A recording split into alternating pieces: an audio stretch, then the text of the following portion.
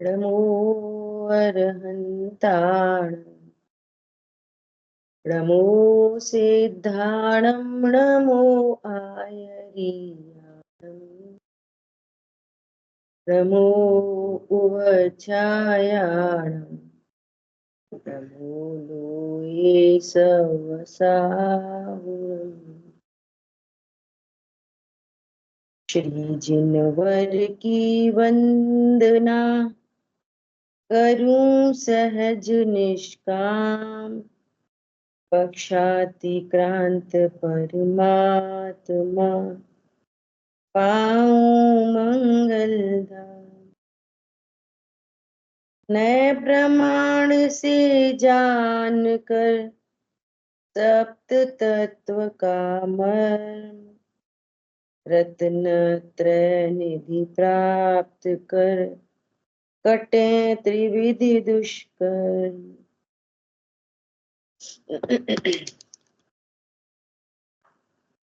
नयातीत भगवान आत्मा जानने के लिए हम लोग नयों का स्वरूप समझ रहे हैं कि कैसे स्याद पद के द्वारा अनेक अनेक अपेक्षा जिन वाणी में ध्रुव हूं, आत्मा हूं, ऐसा जानने के लिए कैसे इन नयों का प्रयोग है और कैसे हमको सम्यक ज्ञान हो, ये विषय अपना चल रहा है। तो अभी अपन चर्चा कर रहे थे तीसरे नए, दूसरे नए की, नहीं तीसरा नए, तीसरे। तो अभी तक अपन ने चर्चा की असद्भूत व्यवहार में। असद्भूत दो प्रकार का, उपचरित और अनुपचरित।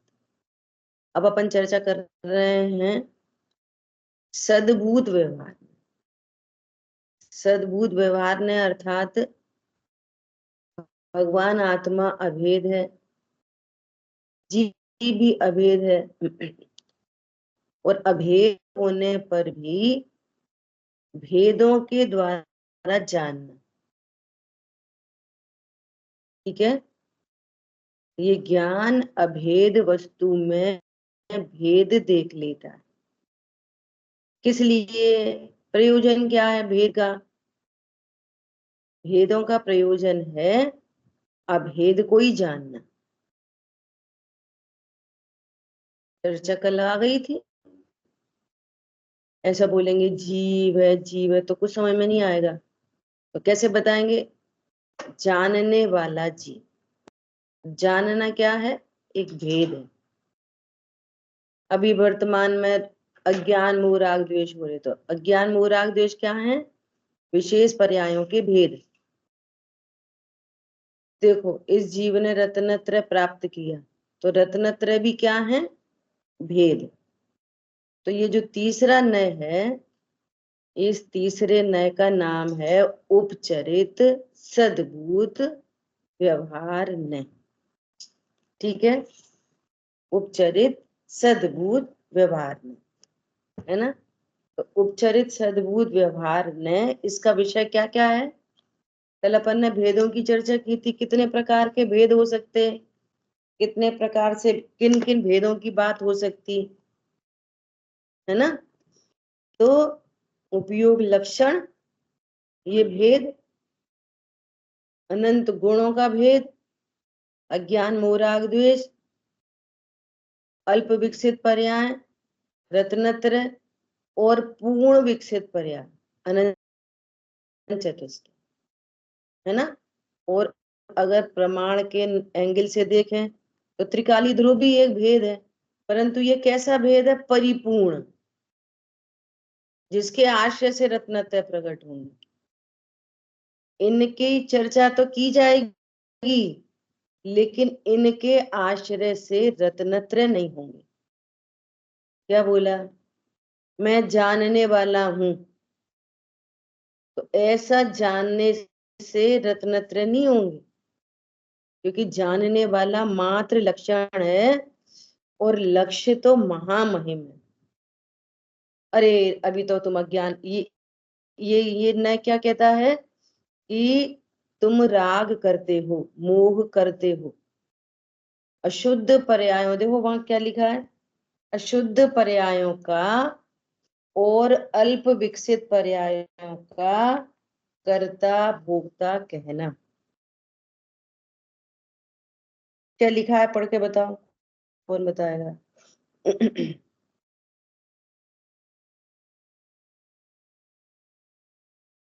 बोलो बोलो।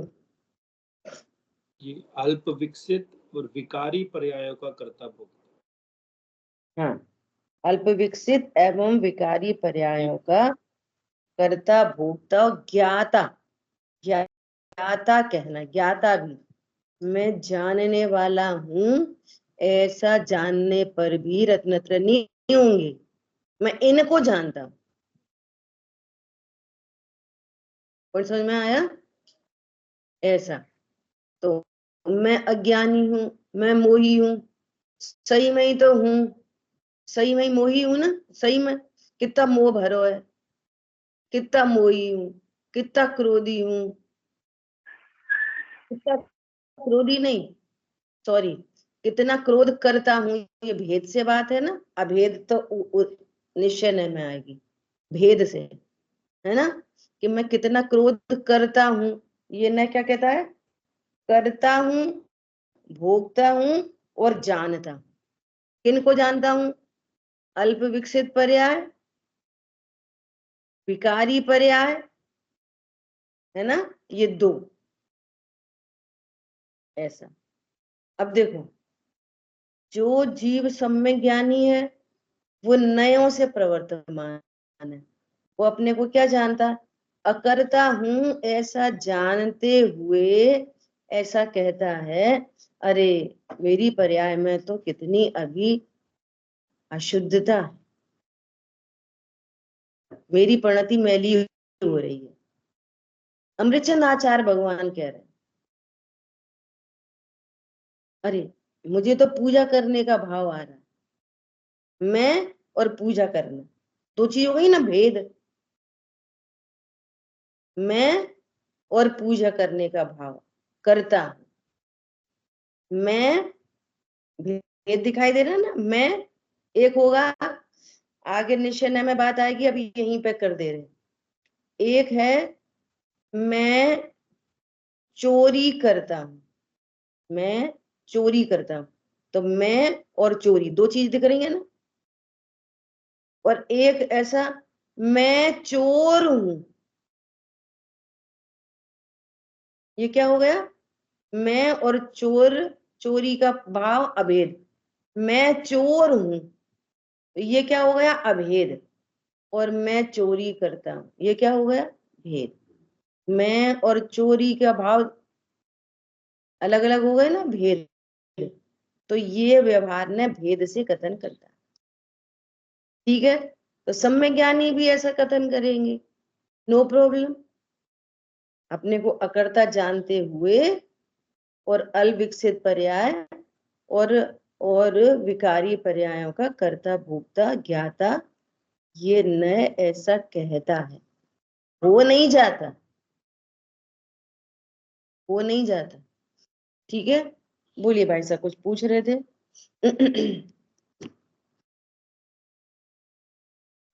मैं चोर हूँ, तो इसमें कौन सा भेद है, कौन सा न्याय अभी तो हुआ? मैंने, अभी इस नए की बात बाद में करेंगे, मैंने तो डिफरेंस बताया है अभी बस, ये अभेद और भेद का डिफरेंस बताया अकेला। अब ये नए कौन सा लगेगा वो उस नए में ही बात करेंगे, ठीक है। हम्म। तो यहाँ कल चर्चा हो गई थी कि ये विकारी पर्याय कहाँ से कहाँ तक, कि पहले गुणस्थान से लेकर लागू करेंगे तो अनंत दशा तक लग जाएगी। वहां भी बेकार है ना, अभी योगों का परिस्पंदन विकार है, अघाती कर्म संबंधी विकार है, असिद्धत्व विकार है, और अगर मोहिनी के सापेक्ष बात करेंगे, क्योंकि जो गुणस्थान है ना वो मोह और योग के निमित्त से बनते हैं, तो योग में अरंत दशा भी घटित हो जाएगी। अरंत दशा में कौन सा, जो योगों का परिस्पंदन है वो। और अनंत, देखो एक ही द्रव्य को, एक ही चीज को कितने नए से देख लेंगे। अनंत भगवान में जो अभी योगों का परिस्पंदन है वो विकार है, वो इस नय का विषय। जो अनंत चतुष्ट है ना, वो दूसरे नय का विषय। और इन्होंने अघाती कर्मों का भी नाश किया, ये दूसरे नय का विषय। और ये त्रिकाली ध्रुव भगवान आत्मा है, ये परम शुद्ध निश्चय है। हमारी बात ख्याल है ऐसा। तो नय का नाम और नय का विषय, तो क्या बोलेंगे, इस जीव ने सम्यक दर्शन प्राप्त किया। इस जीव ने चौथा गुणस्थान प्रकट किया। इस जीव ने पांचवा गुणस्थान प्रकट किया। और समझ में आ रहा है? इस जीव ने मुनि दशा प्रकट की। ये तो अल्प विकसित पर्यायों का कर्ता भोक्ता ज्ञाता क्या और विकारी। ये जीव राग करता है, जीव राग करता है, जीव मोह करता है, जीव अज्ञान करता है, जीव क्रोध करता है। अब जीव मतलब ये न कैसे पकड़ में आएगा। जीव मतलब त्रिकाली ध्रुव, वो निश्चय तो ये व्यवहार, और निश्चय नहीं पता तो ये मिथ्यात्व। कौन समझ में आ रहा है? कौन जीव, जीव मतलब त्रिकाली ध्रुव, ये निश्चय।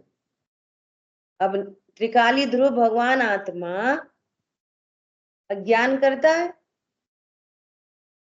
मोह करता है, राग द्वेष का करता है नहीं। कौन है भगवान आत्मा? तो भगवान आत्मा है। तो भी ये न उन पर्यायों को देखकर भगवान आत्मा पर उपचरित हाँ सद्बुद्ध व्यवहार न से ये कथन करता है। ये सद्बुद्ध व्यवहार न, अर्थात उस द्रव्य की सीमा के अंदर है, सीमा से बाहर नहीं। अब विचार करो, कल भी चर्चा की थी, इस राग की उत्पत्ति कैसे होती है? राग की उत्पत्ति कैसे होती है बोलो? जो ज्ञान अपने को परमात्मा नहीं जानता है, परमात्मा, और जानता नहीं है परमात्मा, तो मोह उत्पन्न हुआ। और राग ये तो अज्ञानता का फल है, रिजल्ट है। डायरेक्टली अज्ञानी जीव भी डायरेक्ट राग नहीं करता, अज्ञानी भी बाया करता, बाया, डायरेक्ट नहीं, अज्ञानी भी। कौन समझ में आया? फिर भी उस राग का कर्ता जीव को कहते हैं। क्यों? उसी की पर्याय में। तो नय का नाम, नय का विषय, शुद्ध अशुद्ध दोनों पर्याय, जहां पर जितनी परसेंटाइल में हो, शुद्ध और अशुद्ध, एक देश शुद्ध और अशुद्ध पर्यायों का कर्ता भोक्ता ज्ञाता ये नय कहता है, ज्ञान कराता है इसी जीव की परिणति में। प्रयोजन क्या है कि तुमने किया है, तुम्ही को मिटाना। प्रयोजन, आपकी परिणति में राग हुआ है, सुनो इतना बड़ा प्रयोजन है इस नय का कि यहाँ पर भी पूरे विश्व की नास्ती हो रही कि तेरी पर्याय में राग हुआ है, बाकी अन्य कौन कौन, पत्नी बच्चे दुकान मकान देवशाह गुरु किसी के शब्द, ये तुझे राग नहीं कराते। उनने हमसे ऐसा बोल दिया, हमें बहुत तेज गुस्सा आ गई, झूठी बात। क्या क्या, अरे वहां शिखर जी गए, इतने भाव लगे, इतने भाव लगे, बहुत विशुद्धि रही। किससे? शिखर जी से। कौन समझ में आया? अरे स्वाध्याय सुनते हैं, बहुत उपयोग लगता है। किससे? स्वाध्याय से। तेरी परिणति का विकार तेरी परिणति में उत्पन्न हुआ, तो अनंत पर की नास्ती, ये प्रयोजन समझना। पत्नी बच्चे दुकान मकान देवशास गुरु वचन, है ना, ये पहला न। अब कर्म के उदय में राग होता, कर्म के उदय से राग होता, भैया कर्म के उदय से राग नहीं होता। कल मैंने एक स्लोगन भेजा है आपको ग्रुप पे, उसमें गुरुदेव श्री का ऐसा ही स्टेटमेंट आया। कितना कितना अच्छा स्टेट। तो कथन सब करते रहते हैं, है ना, कथन तो सभी करते हैं, लेकिन आपके ज्ञान में किसका भजन चलता है, इससे संबंध होता है मिथ्यात्व का और सम्यक्त्व का। अरे कर्म की वजह से हुआ, कर्मों ने तो अनंत भगवान को रोक रखा सिद्ध बनने से। अनंत भगवान सिद्ध कब नहीं बने, कब तक नहीं बनेंगे? कि जब तक आयु कर्म है। अनंत भगवान सिद्ध कब तक नहीं बनेंगे? जब तक आयु कर्म है। सच्ची बात है। इस नय का कथन है वो, दूसरे नय का। दूसरे नय का कथन मतलब अनुपचरित असद्भुत व्यवहार नय का कथन है। निमित्त का ज्ञान कराया है, निमित्त उपादान में कुछ नहीं करता। आयु कर्म सिद्ध बनने से नहीं रोक सकता। देखो गुरुदेव जी ने क्या लिखा। अरे कहाँ चला? जो निज स्वरूप को नहीं जानते, ऐसे अज्ञानी जीव राग के साथ एकत्व बुद्धि कर राग मेरा कर्तव्य है, ऐसे अज्ञान वश कर्ता कर्म रूप प्रवृत्ति कर रहे हैं। नहीं, ये दूसरा, इससे पहले वाला था जो मैंने शायद कल भी भेजा था या परसों भेजा था। उसमें कहा, क्या कहा? हाँ ये वाला है ना। उसमें कहा कि कहीं ना कहीं कर्म को कर्ता मानते हैं। ये तो राग की एकत्व बुद्धि का, कहीं ना कहीं कर्म को ही कर्ता मानते हैं। ऐसा ऐसा वस्तु स्वरूप नहीं है। हाँ कर्म निमित्त जरूर होता है। क्लियर है? तो कर्म की नास्ती हुई कि कर्म विकार नहीं कराता, ये विकार जीव की परिणति में उत्पन्न होता है, इसलिए इसको जीव का कहा जाता है व्यवहार नय से। प्रयोजन समझ में आ गया? जीव की परिणति में उत्पन्न हुआ है, अनंत पर की नास्ती हो गई, कर्म की भी नास्ती हो गई, चेतन अचेतन पदार्थों की नास्ती हो गई, और वचन की तो बहुत मारा मारी है ना, वचन की भी नास्ती हो गई। आई बात ख्याल में? वचन की भी नास्ती हो गई। सब उन्नम से ऐसा कह दी, उन्नम से तेरी परिणति में राग की योग्यता है, वहां से राग उत्पन्न हुआ। परिणति में, विशेष पर्यायों में, मेरे में नहीं। मेरे न मेरे में राग उत्पन्न हुआ और न मैं राग का करता, वो साइडेड। न मेरे में उत्पन्न हुआ और न मैं उसका करता। ठीक है, इसी प्रकार रत्नत्रय की पर्याय भी, ये पर्याय कहाँ उत्पन्न हुई? ये पर्याय तो कहेंगे जीव में। उस रत्नत्रय का कर्ता कौन?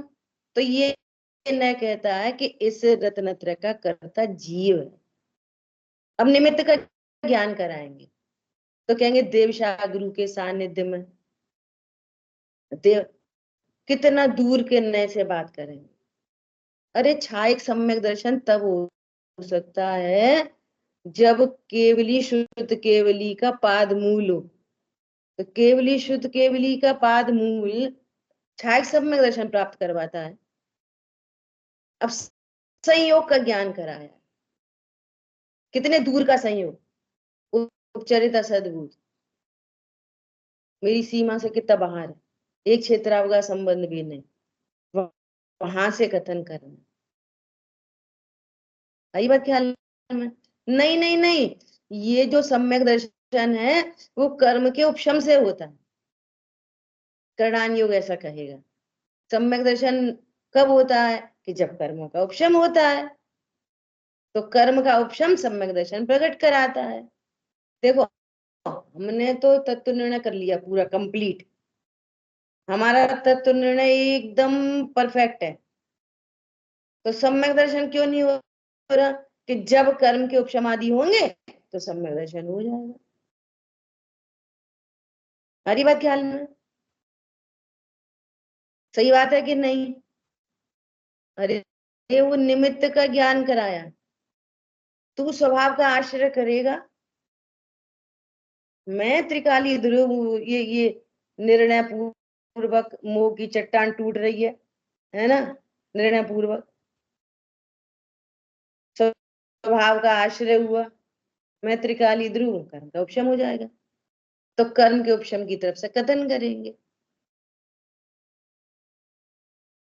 लेकिन कर्म सम्यक दर्शन प्रकट कराएगा, केवली का पाद मूल छायक सम्यक दर्शन प्रकट कराएगा, देवशाल गुरु कराएंगे। और भक्तियों में जितनी भक्तियां हैं उन भक्तियों में इसी नय का प्रयोग है।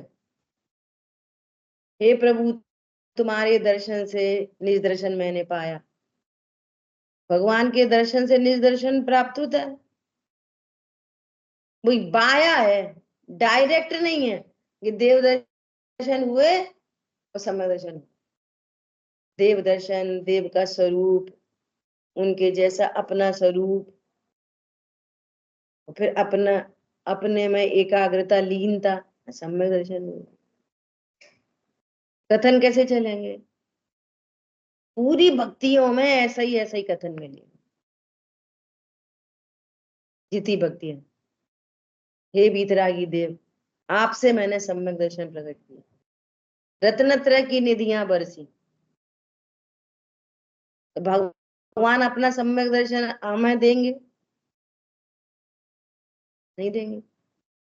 तो परिणति में रत्नत्रय कैसे प्रकट होंगे? अपने स्वरूप को जानकर। ठीक है, ये तीसरा पॉइंट हो गया, प्रयोजन। एक और क्या प्रयोजन? देखो एक और चरणान योग से प्रयोजन समझो। तुम्हें रत्नत्रय प्रकट करने हैं, तुमको रत्नत्रय प्रकट करने हैं, तो सत निमित्त का ज्ञान कराएंगे। यहां होंगे, उदयवादी के बीच में नहीं होंगे।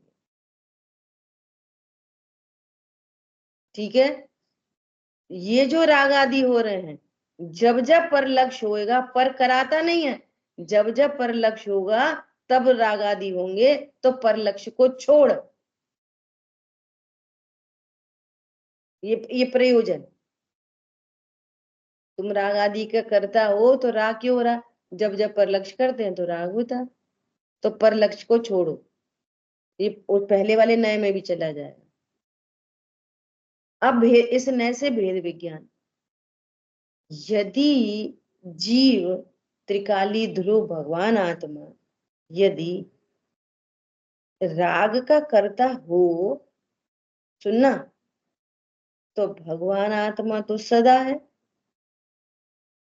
भगवान आत्मा सदा, तो सदा राग होना चाहिए और एक जैसा होना चाहिए। एक जैसा, जैसे क्रोध है तो सदा क्रोध होना चाहिए, मान नहीं होना चाहिए। और क्रोध भी कैसा होना चाहिए? एक ही जैसा, तीव्र मंदता नहीं उसमें। पॉइंट पकड़ में आया? यदि ध्रुव भगवान आत्मा जो सदा एक रूप है, तो फिर एक रूप राग होना चाहिए।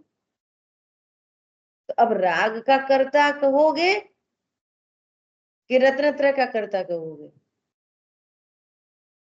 फिर रत्नत्रय कैसे होंगे जब राग कई करता है?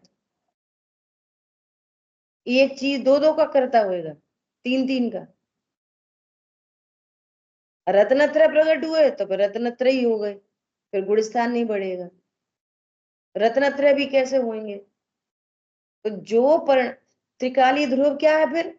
मैं कैसा हूं? परम कर्ता। हर नय से परम कर्तृत्व की सिद्धि हो रही है। हर व्यवहार के कथन से किसकी सिद्धि हो रही है? रत्नत्रय, ये अकर्तृत्व की। परमात्मा कैसा है? मैं कैसा हूं? परम अकर्ता। अब सुनना, जो परिणति स्वभाव का आश्रय नहीं करती तो मोह राग द्वेष उत्पन्न होते हैं। और जो परिणति स्वभाव का आश्रय करती है, आश्रय मतलब मैं ज्ञान हूं, मैं ज्ञायक हूं, ऐसा जानती है जो परिणति, तो रत्नत्रय प्रकट होते हैं। तो ये क्या है? कर्ता कि अकर्ता? अकर्ता है ना? न रत्नत्रय का कर्ता है और न विकारी पर्याय का कर्ता है। कौन? मैं, ध्रुव, परमात्मा। और इसको क्या बोलते हैं? कारण परमात्मा। और है कौन? अकारण परमात्मा। न विकार का कर्ता और न रत्नत्रय का कर्ता। आई बात समझ में? ऐसा तो अकर्ता को विकारी पर्यायों का कर्ता कहना भी उपचरित सद्बुद्ध व्यवहार का कथन है, और रत्नत्रय का कर्ता कहना भी उपचरित सद्बुद्ध व्यवहार का कथन। क्यों कथन किया? कि जीव की ही परिणति में होने से उसका कर्ता जीव को कहा, प्रयोजन और अन्य समस्त की नास्ती करने को कहा। मेरी परिणति में उत्पन्न हुआ है ना, परिणति में, मेरे में नहीं, परिणति में उत्पन्न हुआ, तो मैं ही करता। ये इस न्याय का कथन। किसी और ने कराया, अन्य ने नहीं कराया, न देवशाह गुरु ने और न पत्नी बच्चे दुकान मकान, न शब्दों ने। देखो, ओंकार ध्वनि सुनी, भगवान की ओंकार ध्वनि सुनी और रत्नत्रय प्रकट हुए। पहले नए में चला गया। ओंकार ध्वनि क्या है? ओंकार ध्वनि यहां से भी भिन्न पर पदा। ओंकार ध्वनि से रत्नत्रय प्रकट हुए, भगवान के समोषण में गए और भगवान की प्रतिमा देखते से ही तीन ज्ञान के धारी हो गए। कैसे? भगवान की प्रतिमा देख के, भगवान की ओम ध्वनि सुन के। नहीं नहीं प्रभु, अपने स्वरूप को जानकर उत्पन्न हुआ। आई बात ख्याल में? ऐसा कथन वहां से चलेंगे। क्यों चलेंगे? जीव की पर्याय है, तेरी पर्याय की जिम्मेदारी कोई और की नहीं। और सुनो, कर्ता कहा जाता है ना, परंतु हेर फार का कर्ता तो कदापि नहीं। जीव की ही पर्याय है इसलिए कर्ता, लेकिन मैं अलट पलट लूंगा, जल्दी ले आऊंगा, देर में कर दूंगा, मुझे गुस्सा बहुत आ रही थी फिर मैंने रोक लिया, फेर फार का कर्ता तो कदापि नहीं, बदलने बदलने का। तो फिर जो होना होएगा वो तो होता ही रहेगा। हाँ, होता ही रहेगा। सुनो, अब भेद विज्ञान। भेद विज्ञान क्या? कि मैं परमात्मा हूं ऐसा स्वरूप विचार करने पर, निर्णय करने पर, अनुभव करने पर वो राग उत्पन्न ही नहीं होता। राग में जाके क्या करना कि कुछ नहीं, जब मैं उसका करता ही नहीं हूं तो फिर मैं उसको मिटा कैसे सकता हूं? मिटाएगा तो वो जो करेगा। तो फिर क्या कर सकते हैं कि भिन्न न्यारा जान सकते हैं, अपने को परमात्मा जान सकते हैं। और कितनी पूजा की लाइनों में ऐसा लिखा है। क्या लिखा है? भेद विज्ञान क्या? शुभ अशुभ वृत्ति एकांत दुख अत्यंत मलिन संयोगी है। मलिन संयोगी है शुभ अशुभ दोनों। शुभ अशुभ दोनों भाव कैसे हैं? अत्यंत मलिन संयोगी है। देखो 99.99% पूजा करते हैं और ये पढ़ते हैं और अर्घ चढ़ाते रहते हैं, नो प्रॉब्लम। और अगर ऐसा बोलो कि तुम्हारा पूजा का भाव अत्यंत मलिन संयोगी है तो आप हटा दो। ये कोई मलिन संयोगी है? तो तुम ही तो अर्घ चढ़ा के आ रहे हैं अभी। पॉइंट ख्याल में आया? दया का भाव कैसा है? अत्यंत मलिन संयोगी है,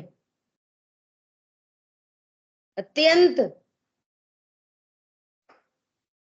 और अज्ञान विधाता है इसका, निश्चित चैतन्य विरोधी है। निश्चित ये चैतन्य का विरोधी तत्व है। चैतन्य ज्ञान स्वरूप है, चैतन्य ज्ञान स्वरूप है और इसमें ज्ञान नहीं है। रागादि भावों में, शुभ शुभ भावों में ज्ञान नहीं है। न ये स्वयं को जानते न पर को जानते। आई बात ख्याल में? और इनके चारों तरफ पुद्गल ही नाचता है। ये पुद्गल का लक्ष्य करने पर उत्पन्न होते हैं। जीव भगवान आत्मा का लक्ष्य करने पर ये उत्पन्न ही नहीं होते, नाश हो जाता है। क्या बोला? ये पुद्गल का लक्ष्य करने पर उत्पन्न होते हैं और इनसे जिसका बंध होता है ना वो भी पुद्गल है निमित्त रूप से, और जिसके निमित्त में होते हैं वो भी पुद्गल है, कर्म का उदय निमित्त है। और वो पुण्य बंधने पर, पाप बंधने पर जो उदय आएगा वो भी पुद्गल ही मिलेगा। तो इनके चारों तरफ पुद्गल ही पुद्गल नाचता है। निश्चित चैतन्य विरोधी है ये भेद विज्ञान। कर्ता कहने पर भी भेद विज्ञान। हरी बात समझ में है? और देखो शुभाशुभ की जड़ता तो दूर। शुभाशुभ में क्या है? जड़ता। मेरे में क्या है? चैतन्यता। इससे इनसे मेरा कोई मेल मिलाप नहीं है। कर्म राग आदि रहते बाहर, बैठ पाए कदापि न अंदर, अंतरंग में सदा अविकारी। आज अद्भुत छवि निज निहारी। और जिसने अद्भुत छवि निज निहारी तो वे राग उत्पन्न नहीं हुआ और रत्नत्रय प्रकट हो गए। तो कहा जाएगा कि इस जीव ने राग का नाश किया और रत्नत्रय प्रकट किए। किसको कहा जाएगा? इसी को कहा जाएगा। तो कहाँ प्रकट हुए? परिणति में। तो इस प्रकार से इनका कर्ता भोक्ता और ज्ञाता कहना। ज्ञाता का अर्थ भी समझ लो। कल भाई, परसों भाई साहब ने, हाँ बोलिए। परिणति में पर्याय में ना, ज्ञान के पर्याय। पर्याय सारी ज्ञान की पर्याय पर्याय है, श्रद्धा की पर्याय पर्याय, चारित्र की पर्याय, वीर की पर्याय, अनंत गुणों की पर्याय। पर्याय मतलब खाली ज्ञान थोड़ी होता है। सारी में ज्ञान की सब जिसकी बात चल रही हो। परिणति में राग उत्पन्न हुआ मतलब चारित्र की परिणति में राग उत्पन्न हुआ। श्रद्धा सम्यक हुई, श्रद्धा की परिणति, परिणति में सम्यक दर्शन हुआ। तो किस परिणति में? श्रद्धा की परिणति में सम्यक दर्शन हुआ। परिणति मतलब पर्याय। कौन सी पर्याय? ये अपन अंडरस्टूड करेंगे। ऐसा परिणति में ज्ञान न हुआ तो किसकी परिणति में? श्रद्धा की कि चारित्र की कि ज्ञान की? परिणति में राग उत्पन्न हुआ तो किसकी परिणति में? ज्ञान की कि श्रद्धा की? चारित्र की। ठीक है। तो इस प्रकार पूरे आश्रम बंध से, पूरे ही आश्रम बंध का कर्ता और पूरे ही रत्नत्रय का कर्ता ये न कहता है। और चूंकि मैं त्रिकाली ध्रुव भगवान आत्मा हूं, अपन निश्चय जानकर व्यवहार लगा रहे हैं, तो भगवान आत्मा इनका परम अकर्ता है, ऐसा इस नय से भेद ज्ञान हुआ। कथन चलता रहेगा और कर्ता जानेंगे नहीं। क्या बोला? आई बात ख्याल में? किसी और ने भी हैंड रेज किया था, रिम्पी बहन आपने किया था, कुछ पूछना था, बोलो। जी, मुझे कारण परमात्मा जो आपने बोला था, तो मुझे मतलब ठीक है आत्मा अकर्ता है, लेकिन कारण वर्ड जो बोला कारण परमात्मा, उसका क्या अर्थ होता है? मतलब रिलेटेड है तो आप बोलेंगे, नहीं तो कोई बात नहीं, बाद में जैसे आप ठीक लगे। रिलेटेड है। देखो, कारण परमात्मा मतलब गुरुदेव श्री के प्रवचनों में जगह जगह ये वाली बात मिलेगी कि आत्मा रत्नत्रय का कारण है, मोक्ष का कारण है।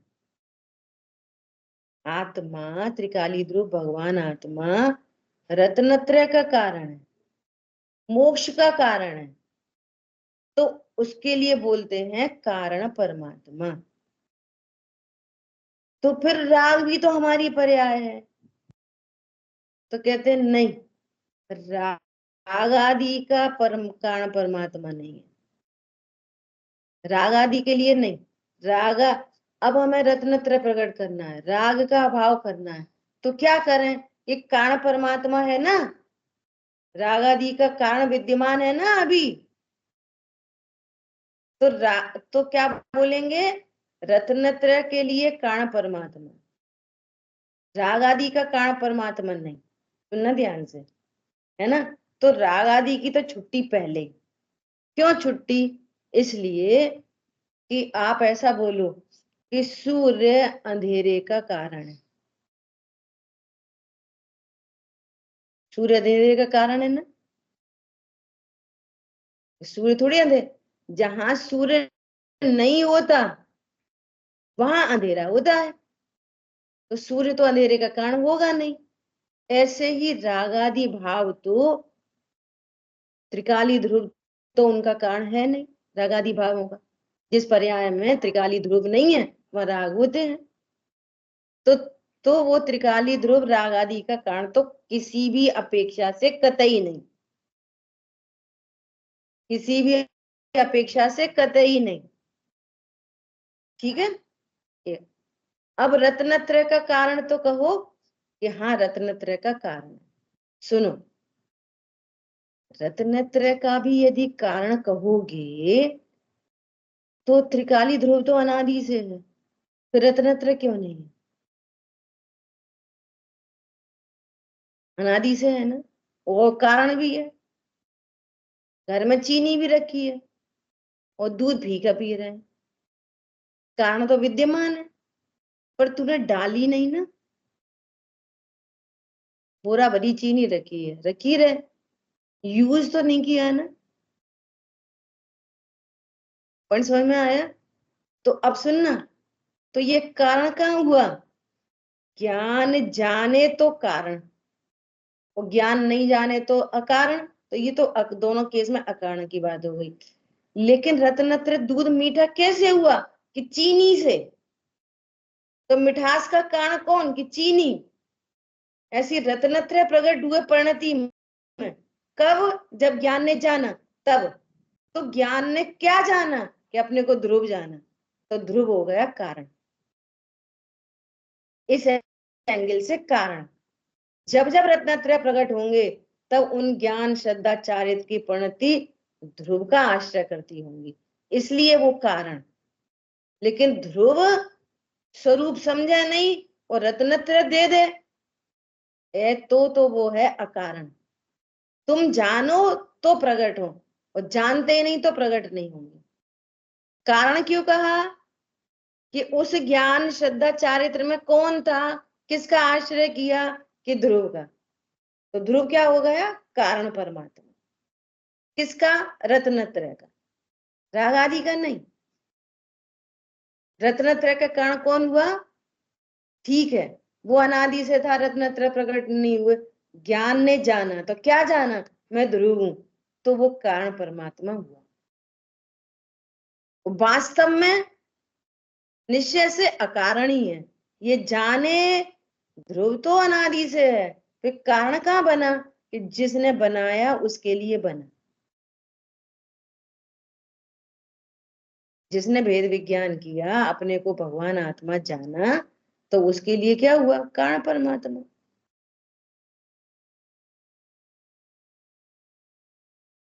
आई बात ख्याल में। ऐसा देखो, ये बहुत कर्ता कर्म अधिकार में एक शब्द आया है बहुत गजब का, नित्य कर्तृत्व। अब आया नित्य कर्तृत्व का प्रसंग आएगा। यदि तुम्हें परद्रव्य राग कराए तो नित्य कर्तृत्व का प्रसंग आएगा। सामने कोई जो अपन को पसंद नहीं है, उसको देख के क्रोध आता है, तो भी जब जब वो दिखेगा तब तक क्रोध आता है, एक जैसा आता है, तो नित्य कर्तृत्व का प्रसंग आएगा। और भगवान आत्मा को कारण मानोगे तो भी नित्य कर्तृत्व का प्रसंग आ जाएगा, कि भगवान आत्मा भी सदा है। इसका मतलब परिणति में ही अपनी योग्यता से राग आदि, अपनी योग्यता से रत्नत्रय प्रकट होते हैं। भगवान आत्मा भी नित्य है और परद्रव्य भी नित्य है, तो नित्य कर्तृत्व का प्रसंग बनेगा। देखो भगवान के सामने भी जाते हैं, हमेशा एक जैसे भाव लगते, वो निमित्त तो सदा काल है। भगवान की प्रतिमा मंदिर सब सदा काल है, जिनवाणी सदा काल है, जिनवाणी लेके बैठते सदा एक जैसे भाव लगते, एक जैसा समझ में आता नहीं आता। और यदि ऐसा हो तो नित्य कर्तृत्व का प्रसंग है। मैं मस्ती से ऐसे बात करती हूँ समझाने के लिए, कि जैसे मेरी टेबल है, ये टेबल हर समय लगी रहती है ना। अब इधर से टेबल से क्रॉस हुए, अब इन लोगों ने बोला कि चलो भाई कुछ फ्रूट सुधार दो, और टेबल से क्रॉस हुए तो आप क्रॉस नहीं हो पाओगे, नित्य कर्तृत्व का प्रसंग आ जाएगा। तो अब वो कह रहे हैं कि फ्रूट सुधारो, यहाँ तो जिनवाणी दिखी, स्वाध्याय का भाव, तो अब स्वाध्याय का भाव होगा तो फ्रूट सुधारने का भाव नहीं होगा, तो नित्य कर्तृत्व बनेगा ना। फिर अगर पर द्रव्य से परिणति उत्पन्न हो तो कोई सी भी ज्ञान की, श्रद्धा की, इसका मतलब क्या है, परिणति में राग अपनी योग्यता से होता है, पर द्रव्य से नहीं होता। इसी प्रकार ध्रुव भी सदा विद्यमान है, ध्रुव भी तो सदा विद्यमान है। चलो अज्ञानी को तो पता नहीं है ध्रुव का, सम्यक ज्ञानी को तो पता चल गया, वो ध्रुव तो सदा विद्यमान है। तो अब सदा ही अनुभूति होती ही रहे सदा, साधक अवस्था नहीं आएगी। और साधक अवस्था नहीं आएगी तो बहुत लॉस होएगा। क्यों, फिर मुनिराज कौन होएगा, फिर जिनवाणी कैसे लिखी जाती, अनुभूति हुई और सीधे अनंत, अनुभूति हुई सीधे सिद्ध, अनंत भी काय को सीधे सिद्ध, फिर न ओम ध्वनि खिरती, न जिनवाणी लिखी जाती, न ज्ञानी गुरु समझाते, किसी को राग ही नहीं होता, पूरा मोक्ष मार्ग खत्म हो जाता, उपदेश पूरा खत्म हो जाता, उनका खुद का मोक्ष मार्ग नहीं रहता। स्वरूप समझा सिद्ध, स्वरूप समझा सिद्ध, ऐसी बात ही नहीं बनती। यदि कारण कारण परमात्मा, मतलब क्या कहना चाहिए, जबरदस्ती का कारण हुए तो परिणति जब स्वभाव का आश्रय करेगी तो कारण, स्वभाव का आश्रय नहीं करेगी तो कारण नहीं। तो फिर वो कारण हुआ कि नहीं, कि नहीं हुआ, कारण है वास्तव में। भगवान आत्मा वास्तव में अकारण है, नहीं तो नित्य कर्तृत्व का प्रसंग बन जाएगा। प्रणति ने जब आश्रय किया, रत्नत्रय ले लो, आश्रय नहीं किया तो राग द्वेष में रहो, हम क्या करें? दूध में चीनी डालोगे तो मीठा होगा, नहीं डाल तो मत डालो, कम डालनी है तो कम डाल लो, ज्यादा डालनी है ज्यादा डाल लो, उपलब्ध है, बस उपलब्ध है सो कारण है। पर यूज एंजॉय हमको करना है। हम मतलब अब यहाँ हम मतलब ज्ञान की पर तो तुरंत बदल जाएगा। अभी हम मतलब ध्रुव, और जब कुछ विधि निषेध की बात चलेगी तो ज्ञान की पर्याय। ठीक है, क्लियर हो गया? आगे बढ़ते हैं। देखो अब चौथा व्यवहार न है अनुपचरित सद्भूत व्यवहार न। देखो ये और क्लोज आ गया, जैसे वहां पे था ना उपचरित सद्भूत दूर का, और अनुपचरित एक क्षेत्र होगा पास का, ऐसे ही इनको लगा लो। रागादि विकारी भाव क्या है? दूर के, है ना। और यहाँ पर किसको कहना है? गुण भेद करना। गुण भेद करना, पूर्ण विकसित पर्यायों का कर्ता भोक्ता ज्ञाता जानना कहना। पूर्ण विकसित पर्याय का कैसे कहेंगे? पूर्ण विकसित पर्याय का अल विकसित पर्याय का वहां पर कहेंगे पिछले वाले में, और अगले वाले में किसका कहेंगे? पूर्ण विकसित पर्यायों का। इस जीव ने अभी दिवाली आने वाली है ना, दिवाली वाले दिन मोक्ष की प्राप्ति की। महावीर भगवान ने क्या किया? दीपावली वाले दिन उनको निर्वाण की प्राप्ति की, निर्वाण प्रकट किया, अनंत चतुष्टय प्रकट किए। ये पूर्ण शुद्ध पर्यायों का कर्ता भोक्ता ज्ञाता ये न कहता। ठीक है, और सुनो और किसका कर, और क्या करता है कि गुण भेद। आत्मा कैसा है?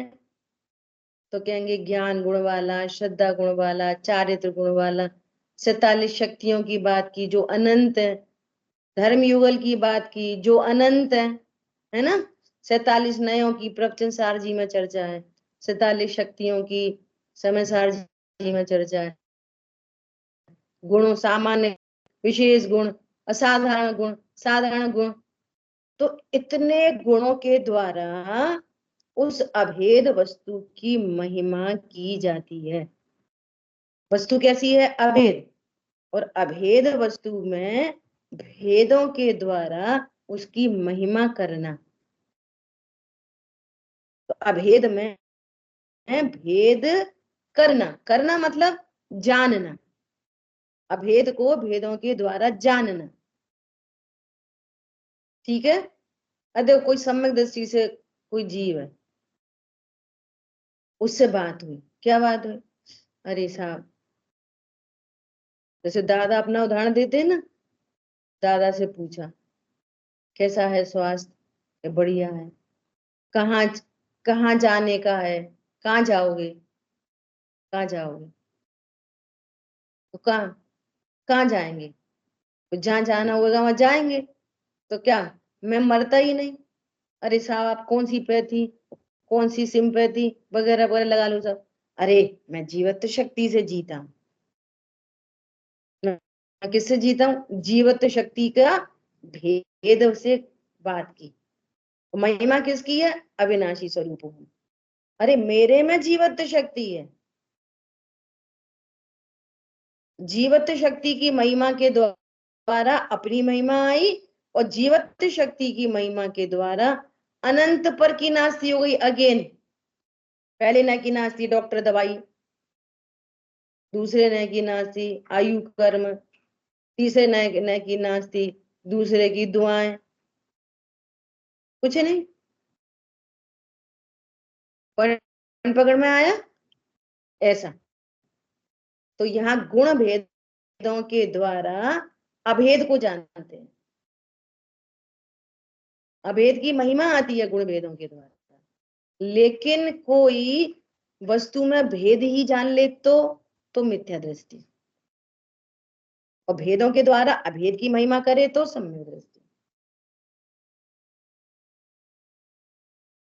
बोलिए निधि। जी मुझे ना आप थर्ड नए में आप बता रहे थे ना कि ये ज्ञाता कैसी है, वो हाँ। पॉइंट पूछना था। हाँ, देखो ज्ञाता कैसे, जैसे अभी अपन नयों को पढ़ रहे, समय सार जी पढ़ रहे, तो क्या बोलेंगे, सिर्फ केमिस्ट्री पढ़ रहा, अरे ये बहुत होशियार है। होशियार मतलब उसका क्षयोपशम बहुत है। होशियार मतलब क्षयोपशम बहुत है, तो ये कैसे होशियार है? होशियार है बस, क्षयोपशम बहुत है। आत्माश्रित कथन करेंगे, क्षयोपशम बहुत है, तो क्या समझ में आएगी कि कुछ समझ में नहीं आएगी। तो क्या करना पड़ेगा, पराश्रित कथन करना पड़ेगा। अरे इसको तो आप मैथ्स तो इसको ऐसे आती है फिंगर टिप्स पे, इसको मैथ का ज्ञान बहुत है। तो ज्ञान ज्ञान का है कि मैथ का? अरे ये बच्चा बहुत होशियार है, तो कैसा होशियार है कि होशियार है आत्माश्रित कथन होशियार है, लेकिन उसमें कुछ समझ में नहीं आएगी, तो पर सापेक्ष बात की जाएगी। क्या बात की जाएगी? अरे इसको बहुत सारी गाथाएं याद हैं, इसको बहुत गाथाओं का ज्ञान है, इसको करणान योग का बहुत ज्ञान है। तो ज्ञान ज्ञान का है कि करणान योग का? तो ज्ञान स्वयं का ही ज्ञाता है कि पर का ज्ञाता है? किसका ज्ञाता है? ज्ञान स्वयं का ज्ञाता है कि पर का ज्ञाता है? ज्ञाता है स्वयं का और कहते हैं पर का, इसका ही नाम है ज्ञाता कहना। मैं राग का ज्ञाता, सम्यक दर्शन का ज्ञाता, शरीर का ज्ञाता, सब में लग रहा है वो तो ज्ञाता है किसका? स्वयं का ही, और कहते किसका है? पर का। तो इसलिए ये व्यवहार है, इसीलिए क्या है ये व्यवहार। समझ आई बात? द्वादशांग का पाठ ही इसके, ये ज्ञाता जो है ना, इस गाथा ही है ये इसमें समय सार जी में, कि फिर व्यवहार ने से क्यों कहा। अब ये जो गाथा है ना गुणभेद, 7वीं गाथा इसका निषेध कर रही है कि आत्मा में ऐसे गुणों के भेद नहीं है। ट्विंकल जरा उठाना 1 मिनट समय सार जी। आत्मा में ऐसे गुणों के भेद नहीं है, भेद करके समझाया है। किसको समझाया है? जो वस्तु स्वरूप को में अभी निष्णात नहीं है, अर्थात जिनको अभी परफेक्शन नहीं है, उनको कैसे समझाएंगे? आत्मा आत्मा ही बोलते रहेंगे, ऐसे बोलते रहो। जैसे कीवी एक फ्रूट है, अभी अभी कुछ 8-10 सालों से नया नया सा ही फ्रूट दिखा ये, बिहार में तो देखा, लेकिन न कम दिखा, और फिर एकदम चल पड़ा, कोई चीज एकदम चल पड़ती है। तो अब ऐसा बोलो एक फ्रूट है, एक फ्रूट है तो सही, वो फ्रूट है तो सही, तो कौन सा फ्रूट है, क्या फ्रूट है, क्या अर्थ है, क्या तत्व है? समझ में नहीं आएगी ना कुछ भी। तब उसको किससे बताने लग पड़ेंगे? परिचित से बताएंगे, भेद से बताएंगे। अरे वो आलू जैसा दिखता है बिल्कुल, पराश्रित कथन हो गया, पर से उसको बताया। अब वो कैसा है? अरे खट्टा खट्टा होता है, अकेला खट्टा ही होता है, मीठा नहीं होता। अरे वो थोड़ा खट्टा मीठा होता है, उसमें ऐसे बीज होते हैं। अब भेद चालू हो गए, पराश्रित कथन भी हो गया, असद्भूत।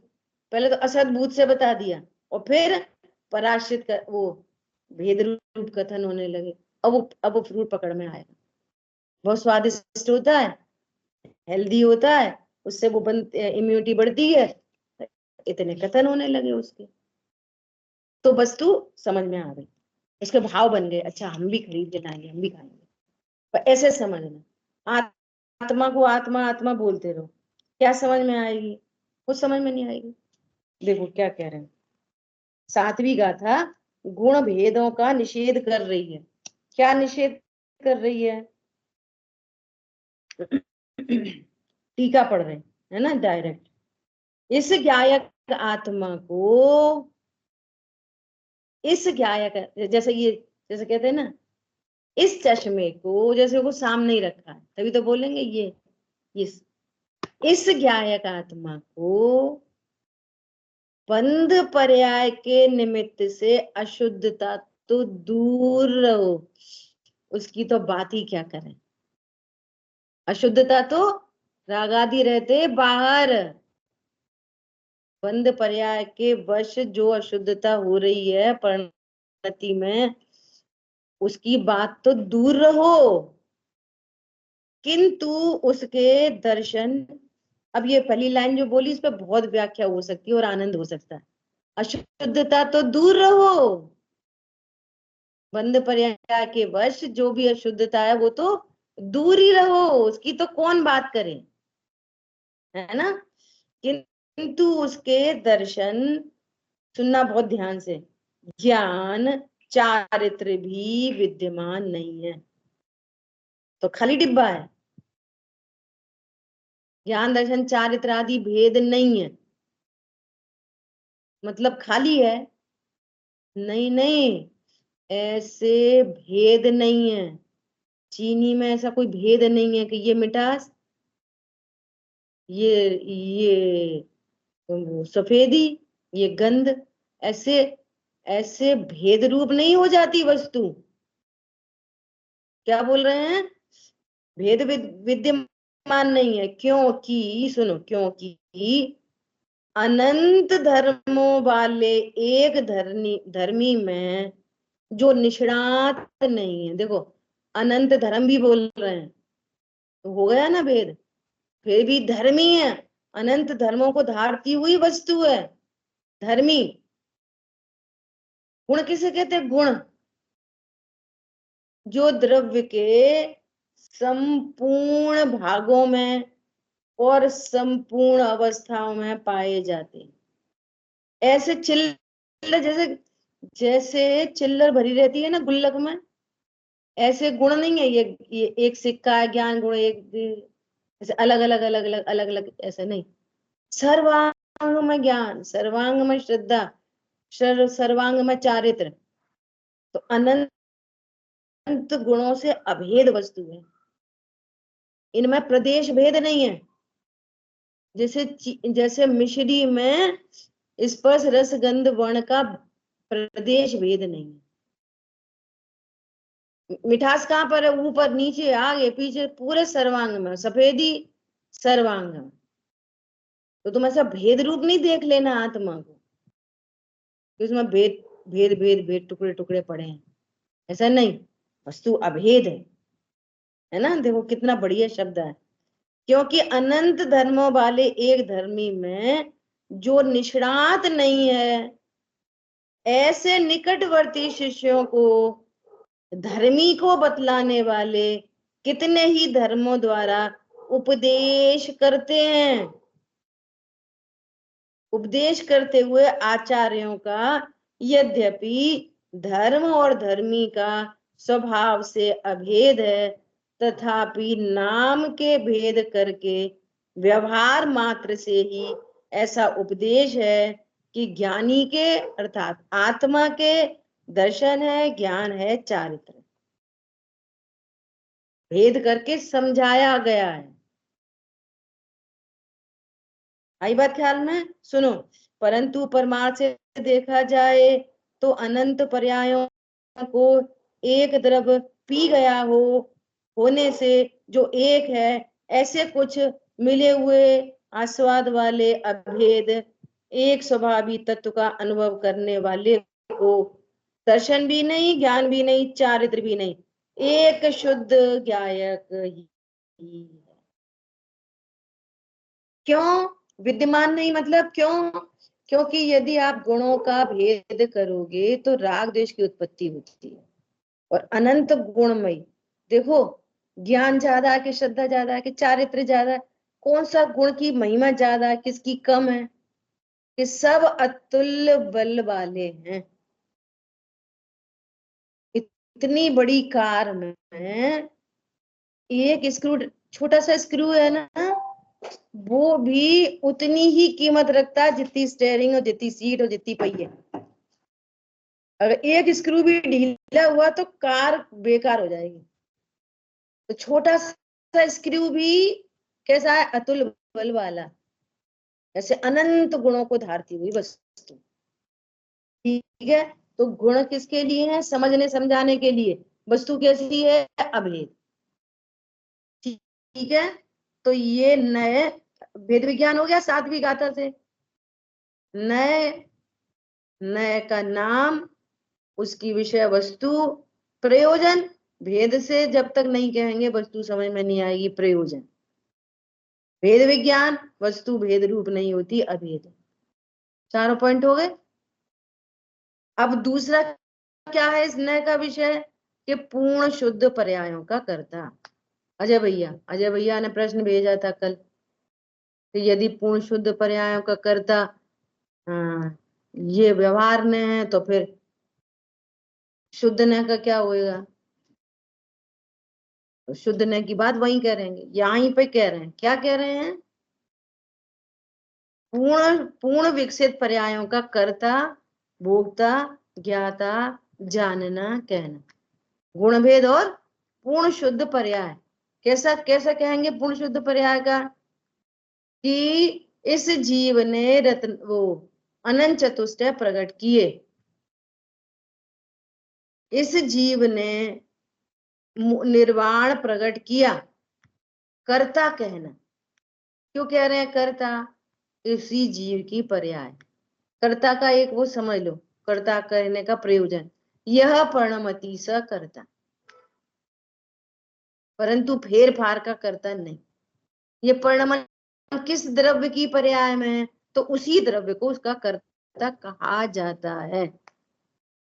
लेकिन एक शब्द यूज कर रहे हैं, इंटेंशनली करता हो तो नित्य करता हो।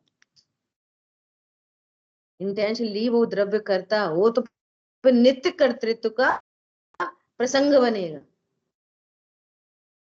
अब कुम्हार यदि घड़े का करता हो, है ना, तो वो तो गया पार्टी में जा रहा था और वहां पे लगा ढेर मिट्टी का, तो वो पार्टी में नहीं जा पाएगा, वो नित्य कर्तृत्व पर घड़ा ही बनाता रहेगा।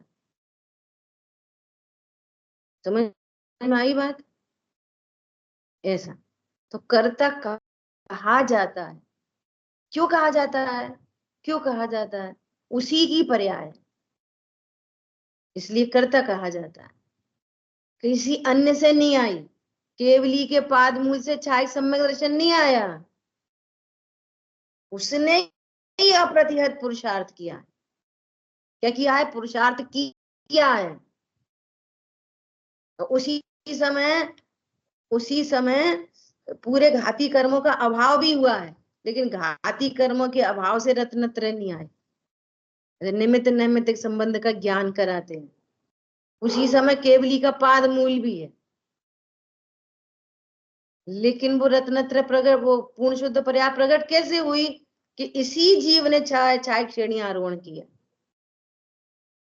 ऐसा इसी जीव ने, तो त्रिकाली ध्रुव परमात्मा ने, कि नहीं पर्यायों में। परमात्मा कारण हो तो छाय श्रेणी बहुत पहले चढ़ जाते, इसलिए परमात्मा मैं कैसा हूं, अकारण। ये वेद विज्ञान होगा पूर्ण शुद्ध पर्याय से। तीनों में लगा लेना, ये शुद्ध पर्याय, रत्नत्रय की पर्याय और पूर्ण विकसित पर्याय। अजय भैया क्लियर हुआ आपको। अब निश्चय है की बात अपन कल करें, ठीक है। जिनवाणी के ज्ञान से सूझे लोकालोक, सोवाणी मस्तक नमो सदा दी तुम। बोले द्वाशांग मई जिनवाणी माता की जय। जय जिनेन्द्र सभी को।